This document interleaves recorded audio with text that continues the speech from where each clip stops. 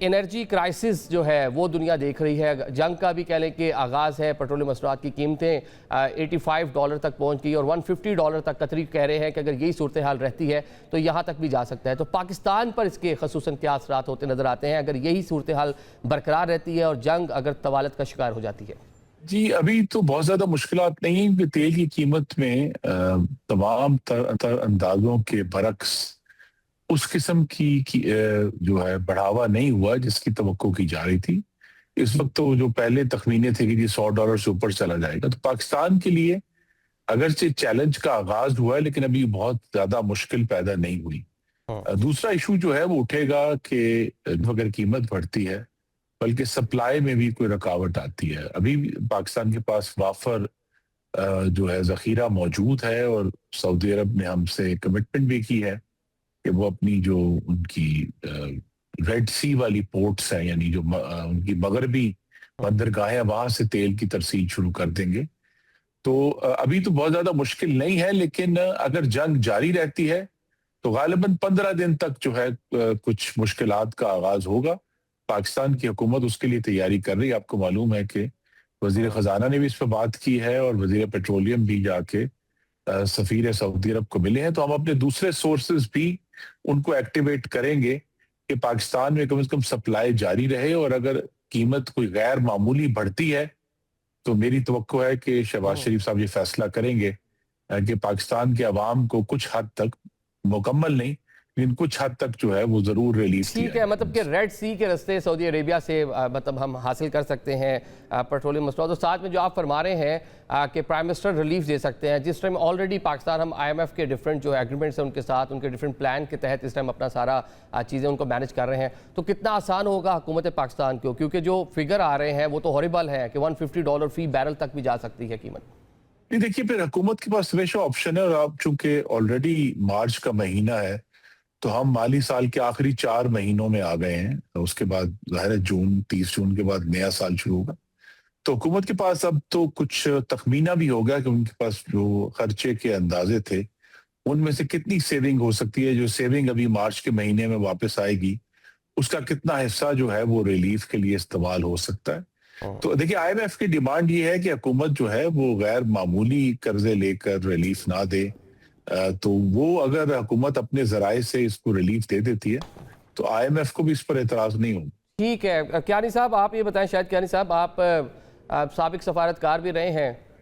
اچھا کیانی صاحب ہمارے ساتھ میرے خیال سے ویڈیو لنک پہ نہیں ہیں. فیصل صاحب یہ صورتحال جو ہم دیکھ رہے ہیں کہ جنگ کے اثرات دنیا دیکھنا شروع ہو گئی ہے, پاکستان پہ بھی اثرات نظر آ رہے ہیں بلکہ دنیا جو پیٹرولیم مصنوعات ہے قیمتیں بڑھتی نظر آ رہی ہیں.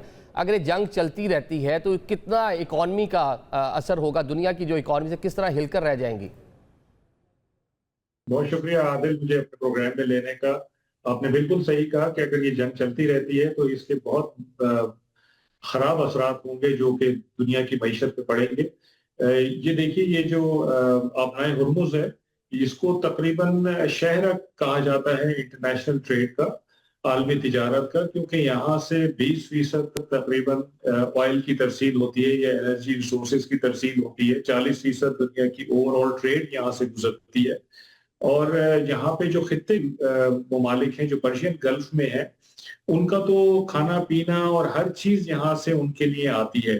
تو یہ ایک باٹل نیک ہے, بڑا امپورٹنٹ چوک پوائنٹ ہے اور ایران کی یہ کیپیبلٹی ہے کہ اس کو بند کر سکتا ہے اور کئی مہینوں کے لیے بند کر سکتا ہے جس میں ایران کو خود بھی نقصان ہوگا. لیکن اگر وہ اپنے اس کو دیوار سے لگا دیا گیا ہے تو یہ اس کی ایک اسٹریٹجک کیپیبلٹی ہے جو وہ یوز کر سکتا ہے باقی سب کو متوجہ کرنے کے لیے کہ آپ اپنا ویٹ ڈالیں, اپنا کردار ادا کریں اور اس قصے کو جو کہ خامخواہ شروع کیا گیا ہے US اور اسرائیل کی طرف سے اس کو ختم کروائیں.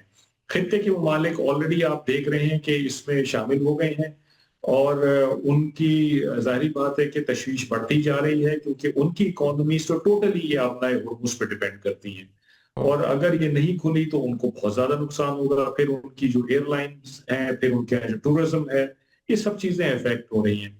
آبنائے ہرمز سے بند ہونے سے جو خطے سے باہر کے ممالک ہیں, یورپینز ہیں, فار ایسٹ کی کنٹریز ہیں, چائنا ہے, انڈیا ہے, ان سب کو بھی بہت افیکٹ ہو رہا ہے کیونکہ ان کی معیشت, ان کا کافی سارا انرجی ریسورس یہاں سے گزرتا ہے पाकिस्तान को भी इससे इफेक्ट हो रहा है और होगा अगर खुदा न खास्ता ये ज्यादा अरसे के लिए बंद होती है।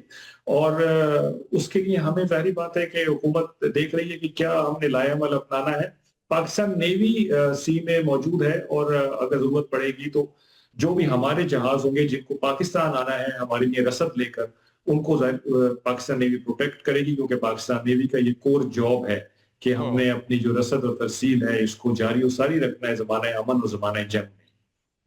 ठीक है, और मतलब शायद पाकिस्तान के लिए कुछ नरम गोशा भी पाया जाता है। सोशल मीडिया पे तो डिफरेंट न्यूज़ की कहने की खबरें भी आ रही हैं कि शायद चाइना के लिए, रशिया के लिए और पाकिस्तान के लिए ये वाली पाबंदियाँ ईरान नहीं लगाएगा, हमें शायद कुछ ना कुछ नरमी मिल जाएगी।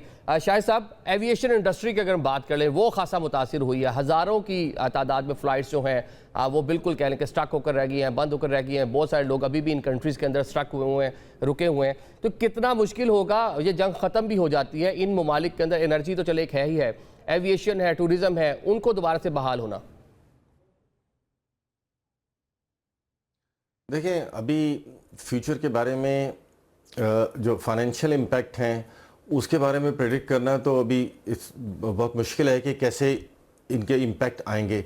लेकिन मोर देन दैट जो जियोपॉलिटिकल इफेक्ट होंगे आने वाली दिहाइयों में वो बड़े सिग्निफिकेंट होंगे। आप देखेंगे कि वेस्ट एशिया में जो पॉलिटिकल अलाइनमेंट्स हैं ये चेंज होनी शुरू हो जाएंगी। ये हैं रियल इफेक्ट। टूरिज्म इंडस्ट्री तो फिर बहाल हो जाएगी जब ये जंग ख़त्म होगी। इसी तरह फ़्लाइट्स भी बहाल हो जाएंगी। जब कोविड आया था तो हम समझ रहे थे कि शायद पता नहीं कब तक ये चलेगा, लेकिन विद इन डेज स्टार्ट हो गई थी। तो ये चीज़ें बहाल होने में टाइम नहीं लेता है। अगर इंफ्रास्ट्रक्चर जो एयरपोर्ट्स के हैं उनको भी कोई हार्म हो वो भी दिनों में ठीक हो जाते हैं। लेकिन इसका जो साइकोलॉजिकल इम्पैक्ट है वो बड़ा एक देर तक चलेगा, बिकॉज जो गल्फ़ को एक सेफ डेस्टिनेशन समझा जाता था ये इमेज मुतासिर होगा और इसको ज़ायल होने में बड़ा टाइम लग जाएगा। और दूसरा ये कि अब गल्फ़ की जो, आज मैं फाइनेंशियल टाइम की एक स्टोरी पढ़ रहा था, उसमें ये लिखा था कि गल्फ़ जो है कंट्रीज़ वो अब अपनी जो इन्वेस्टमेंट हैं in America and European countries उसके बारे में सोच रहे हैं, और वो जो नए कॉन्ट्रैक्ट्स हैं उनके बारे में भी अब वो रिव्यू कर रहे हैं अपनी इकोनॉमी को देखते हुए। जाहिर है उन्होंने वो ट्रिलियन डॉलर्स के जो वादे किए हुए हैं, अब वो वादे जो हैं वो पूरे करने उनके लिए मुश्किल हो जाएंगे। आई मीन ये स्टोरी फाइनेंशियल टाइम की, इसको मैं इस तरह भी इंटरप्रेट कर सकता हूँ कि शायद ये एक प्रेशर टैक्टिक्स है कि जो ये गल्फ़ कंट्रीज़ अभी यूज़ कर रहे हैं ताकि अमेरिका इन चीज़ों को कंसिडर करते हुए और ये वॉर को रोकने के लिए कोई मतलब इस पे कोई काम शुरू करे। So there are many angles to such stories. मतलब ये शायद साहब ये वर्क करेंगे इस नोयत के जो प्रेशर्स हैं। मतलब एक तो दुनिया उसको महसूस कर रही है, यूरोप उससे इफेक्ट होगा, पाकिस्तान जिस तरह इफेक्ट हो रहा है और बहुत सारे ममालिक उससे इफेक्ट होंगे, और साथ में अमेरिका के लिए जो इन्वेस्टमेंट्स हैं, ये जो मशरिक़ वस्ता के ममालिक हैं, डोनाल्ड ट्रंप जब दौरे पे आए थे तो अरबों डॉलर्स के बहुत सारे एग्रीमेंट्स हुए थे, वो सारे के सारे अगर ख़त्म हो जाते हैं तो क्या ये वो फैक्टर्स हो सकते हैं जो अमेरिका को, और इसराइल तो चले जो अमेरिका चाहेगा वो होगा, वो मजबूर कर दें कि जंग से जो अमेरिका अज़ाइम लेकर आए उससे पीछे हट जाए?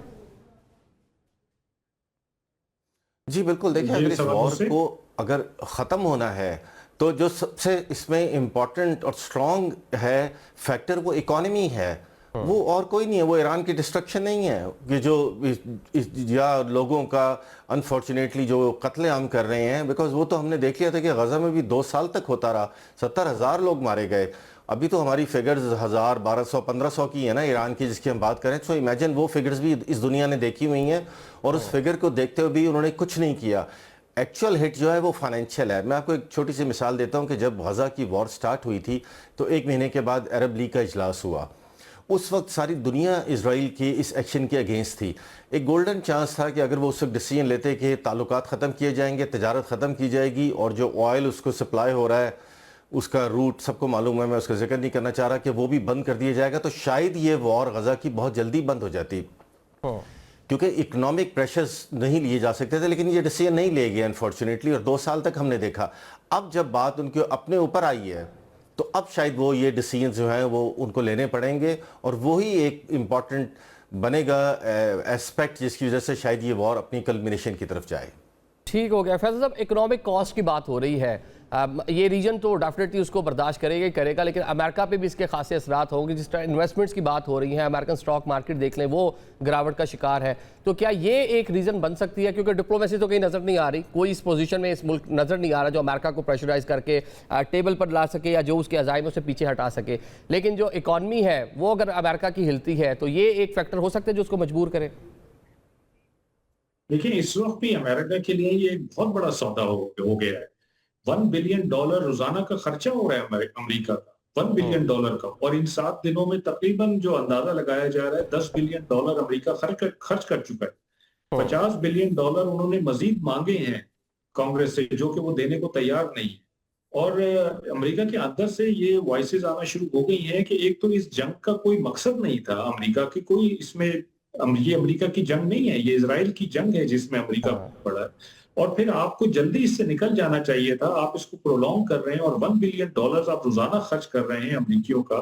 تو کس مقصد کے لیے؟ کیا اچیو کیا کرنا ہے آپ نے؟ نہ آبجیکٹیوز ڈیفائنڈ ہے، نہ اینڈ سٹیٹ ڈیفائنڈ ہے، اور صرف ریٹورک پہ ایک جنگ کی جا رہی ہے. انسانی المیے بار بار کیے جا رہے ہیں. اسکول کی بچیوں پہ حملہ کر دیا، ہسپتالوں پہ حملہ کر رہے ہیں، اسکولوں پہ حملہ کر رہے ہیں، یعنی سویلینز کو ٹیررائز کر رہے ہیں. ایک فرسٹریشن میں آ گئے ہیں امریکی اور اسرائیلی کہ وہ صرف یہ چاہ رہے ہیں کہ کسی طرح ہم رجیم چینج کر دیں، یہاں پہ حکومت کوئی آئے یا نہ آئے لیکن یہ حکومت چلی جائے، ایک کیوس ہو جائے اور ہم یہاں سے چلے جائیں چیسٹ تھمپنگ کرتے ہوئے کہ جی ہم نے اپنے آبجیکٹیو اچیو کر لیے. At what cost? یہ سوال ہے سب کا کہ at what cost you are doing this. تو یہ میرا خیال ہے کہ امریکہ کا ایک بہت ہی غلط فیصلہ، اور اس فیصلے کے بعد جو ٹرمپ صاحب کا گراف ہے آپ دیکھیں مستقل نیچے جا رہا ہے. ان پہ کوسچنز ہو رہے ہیں، ان کے وزیروں سے کوسچنز ہو رہے ہیں جو بری طرح وہ ہینڈل کر رہے ہیں، جواب نہیں دے پا رہے ہیں، اور اس کے بعد پیسے بھی مانگ رہے ہیں مزید. تو امریکہ خود اس میں پھنس گیا ہے. اور جہاں تک یہ خطے کے ممالک کی بات ہو رہی تھی، یہ بالکل صحیح بات ہے یہ مارشل صاحب نے کہی کہ اس وقت وہ ریویو کر رہے ہیں کہ ہم نے اتنی انویسٹمنٹ کی ہے، اتنا تم سے اسلحہ خریدا ہے، تمہیں بیسز بھی دیے ہیں، اور اس کے باوجود ہم انڈر تھریٹ ہیں، ہمارے نقصانات ہو رہے ہیں.